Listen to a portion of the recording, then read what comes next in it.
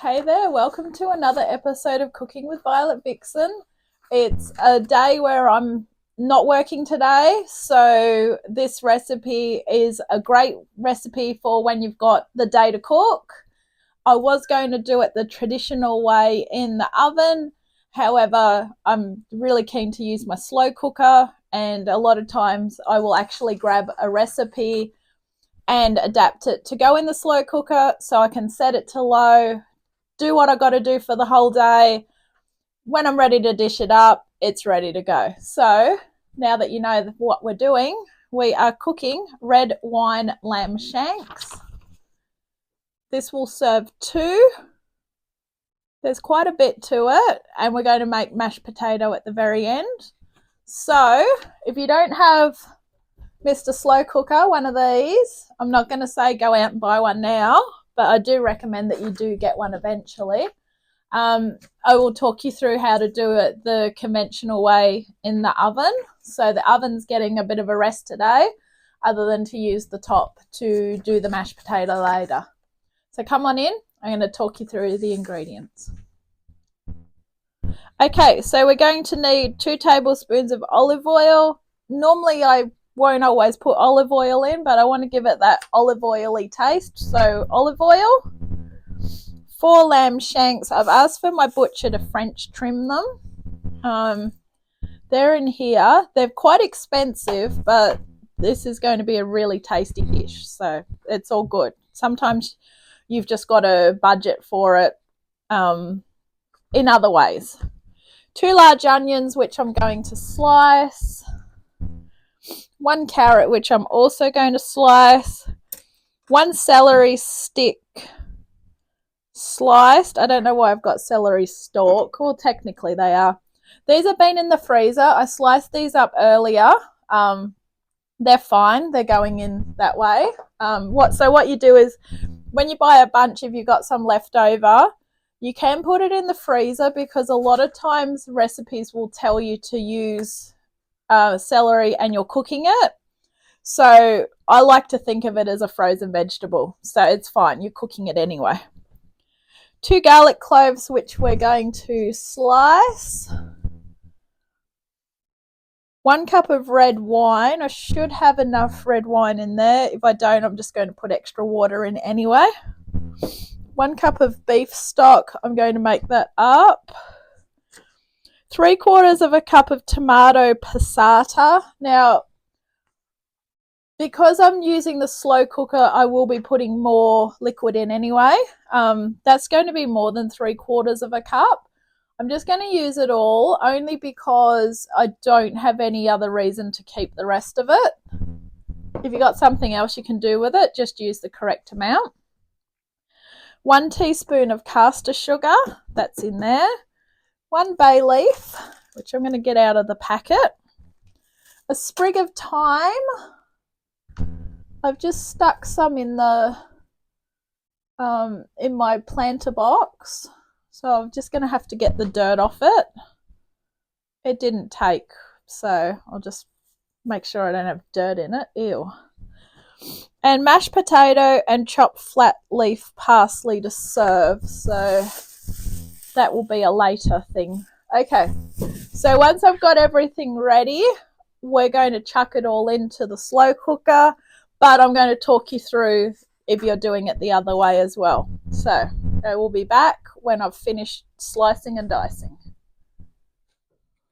Okay, so I'll talk you through how we're doing this with the slow cooker, and then once we've got that going, I'll talk you through how to do it the other way, which the other way is, of course, if you're using the stove.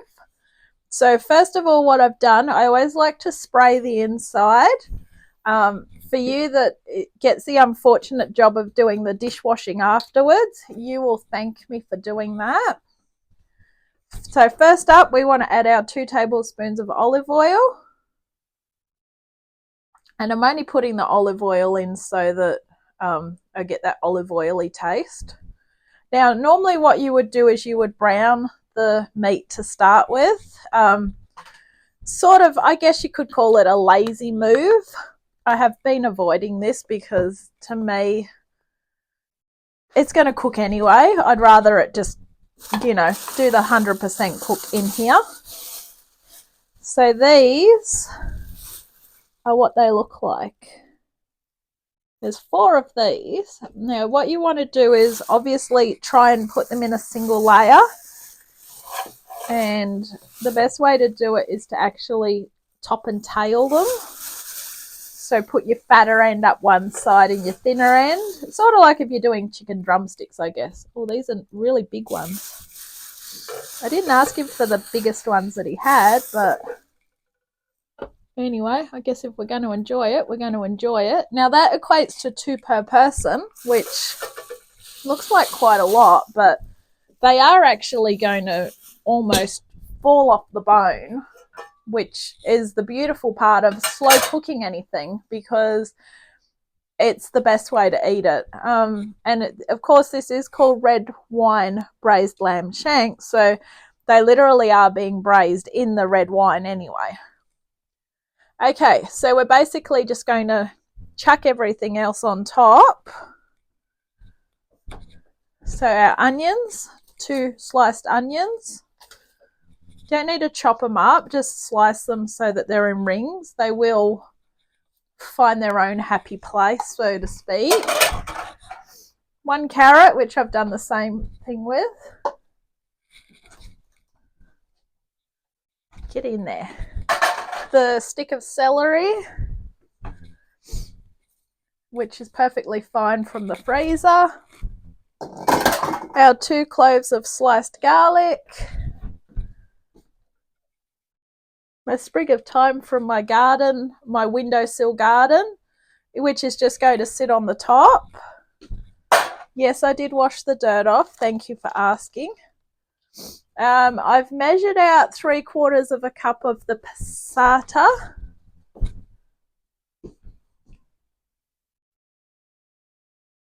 And when I went to measure the red wine, it was not a full cup. It was 2/3 cup. No, 3/4 cup. So I've just added water to it. And what I'm going to do is I'm just going to deglaze this cup.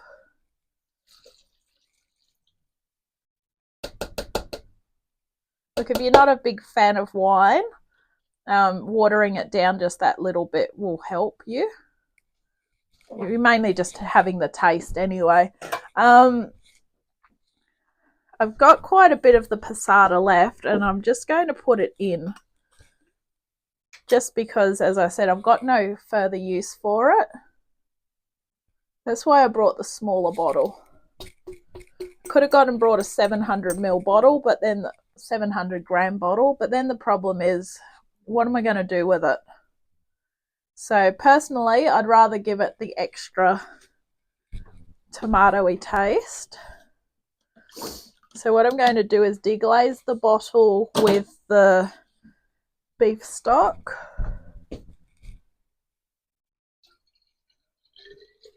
Now, for you who have seen me do this, I just quite simply put the liquid in, put the lid on, do this. And you always want a bit more liquid when you're doing a slow cooker anyway, just in case it dries out. It's very unlikely it will, because we do it on low, and the idea is to check it occasionally.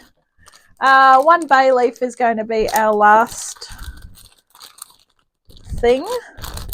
Now you can do high for 4 hours, or you can do low for 8 hours, but the problem is if I do low for 8 hours, it's going to be 8:30 when I'm having dinner. So I'm sort of going to do mine just that bit under today. I'm trying to find a big bay leaf. Because I can't find a big bay leaf, it's really annoying. Alright. I'm going to use 2 bay leaves. Just sit them on top. So you know what? I'm going to use 3. Okay. I'm going to pop it on low. Turn it on at the wall would be a smart idea. Okay, we're on. So just come and check on it in a couple of hours and I'll see you then. For you who was watching, and this is why I do like to get all my ingredients ready, I've just realised I left out the caster sugar.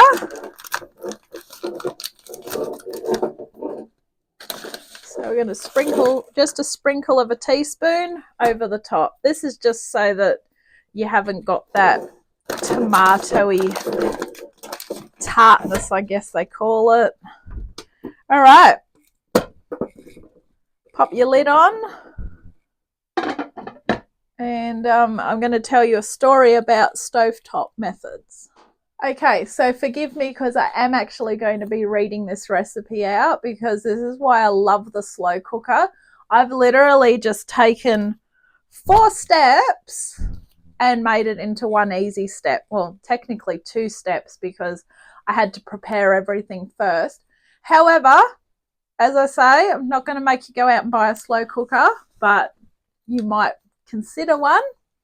Okay, so if you are using your stovetop, you want it on 160 or 140 fan forced. You need a large flame-proof casserole dish. Now, one of these is basically something that you can use on the top and you can put into the oven. Now, I don't have one of those. So for me, it was going to be a frying pan and then a casserole pot that would take those fairly large shanks with all the other stuff. I don't have anything that size. I would have had to have used a baking dish and foil over the top. It would have done the same job, but the way I've done it is easier. So you basically 1 tablespoon of the olive oil and you just brown the shanks on the stovetop. Set them aside, reduce heat to medium, add the rest of the olive oil, so that's your total of 2 tablespoons of olive oil going in by now. And you're going to cook your onion, carrot and celery for 5 minutes until your vegetables are starting to become tender and they're golden on the edges.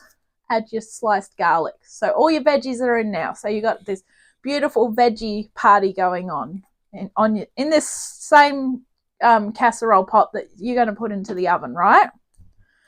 In goes your red wine. You got to bring it to the boil and simmer it for 3 minutes. So that will really get the wine going through all the veggies and everything. Add your stock and the passata. Bring it back to the boil. So it would have obviously gotten cold and then you got to bring it back up to the boil. Season, that's salt and pepper. Add that sugar, the bay leaf, the thyme. Put your lamb shanks back in now. Don't forget them. Mix the lamb shanks and everything through so everything's all covered.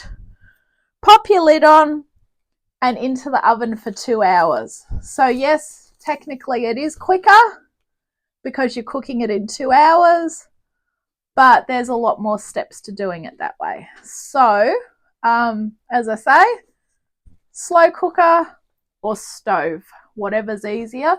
Now, when you've got it in the stove, you actually need to take it out and turn those shanks every 30 minutes. So basically, they have a full rotation so that they're all cooking evenly. All right, so once those 2 hours are up, you're ready to eat your dinner. Mine's still simmering away nice and low and slow. I can go and do whatever else I need to do. I will check on it occasionally, being in the slow cooker, just to make sure that everything's okay. If it starts to look like the liquid's drying up, I will add more water. And then to do the mashed potato later, we're just going to peel the potatoes, boil them. That always takes ages, but that's fine. I can do that later and make some mashed potato. So you can check back in with me in a couple of hours and I'll let you know how our slow cooker's going. And feel free to write in the comments section the way that you go about preparing this, because hopefully you're like me, you don't have lamb shanks very often and you are looking for a way to cook them. And what better way on a cold winter's day and to have some lovely lamb shanks. We'll talk soon. Bye. Okay, so I actually decided to crank it up to high because I do want my dinner sometime tonight. So for about the last hour and a half, it's been on high. It's bubbling away and looking amazing. I'm just going to remove the lid. So I can't remember if I've actually ever cooked lamb shanks before, but you will actually see they will start to fall off the bone. So this is like the modern day twist on ossobuco, which I love cooking. I used to cook it a lot, but this is a different cut of meat where basically it will fall off the bone anyway. And as you can see by that, it's just fallen off the bone. So I know that's ready. I don't need to stab it or anything. I'm sure the veggies are soft. And I'm going to turn that off. The potatoes I have had bubbling away here. I've stabbed them, they're ready. I'm just going to drain those, mash them with some butter and milk, and I'll be ready to dish up, and you can see how it all looks. So it's been quite a while since I've actually made or had mashed potato, because I tend to do recipes where if I have potatoes, they're either already in it or they're in the form of a chip. So actually looking forward to mashed potato. I'm using unsalted butter only because I didn't want to have to open a whole new butter because there was only a little bit. And one of the good things about mashed potato is plenty of butter. So just chuck some butter in, smash them up with your smasher. And I'm just going to pop some milk in as well. Now, I just guessed with the 2 potatoes. I mean, you don't really want a lot of mashed potato. It's more just to soak up the juice from the stew. So if you want more potato, just buy more potato. As I say, it's been so long since I've made potato. When a recipe says serve with mashed potato, you just sort of go with what you think. 2 people, 2 potatoes, right? Yeah, it's probably pretty right. Okay, so this I'm going to have 1 serving tonight. The other serving is hopefully going to be an undisturbed lunch, early dinner on Tuesday. So it will have a couple of days to develop in the fridge. So it should be really good. All right. I'm going to do a bit of mash and then get ready to dish up. I am starving. Problem with the cold weather, it makes you so hungry. All right. Now I've probably done a good amount of potato. So use that as a guideline maybe. 2 people, 2 potatoes. Yeah, I'll keep that for another day. All right, I'm going to get a ladle and some tongs and serve this up, and I'll be back. Okay, this is going to sound crazy because this is actually 1 lamb shank, and it must be done because it's just falling off the bone. So the recipe is supposed to serve 2. So to me, that's a serving. So technically, I would say this serves 4. But the mashed potato is only enough for 2. So it will freeze well. I really hope you enjoy this one. This has been red wine braised lamb shanks. Enjoy, and I'll catch you on the next adventure. Bye.